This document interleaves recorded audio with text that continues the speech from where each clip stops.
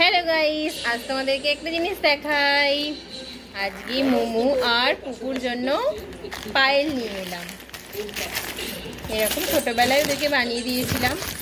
তো ওরা নাচ থেকে যেহেতু তো সবসময় তো মানে ওরা ঘুঙুরগুলো ইউজ করতে পারে না, তাই ওদের জন্যই তোরা ঘুঙুর দেওয়া নকুরগুলো বানিয়ে দিলাম। কত কিউট লাগছে দেখো গাইস। বলো তোমরা কেমন হয়েছে?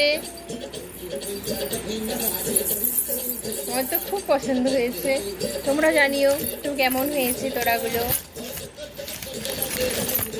Good night. তোমরা এই গরমে কেমন আছো? সুস্থ থেকো, তোমরা ভালো থেকো, নিজেদের খেয়াল রেখো। So guys, good night.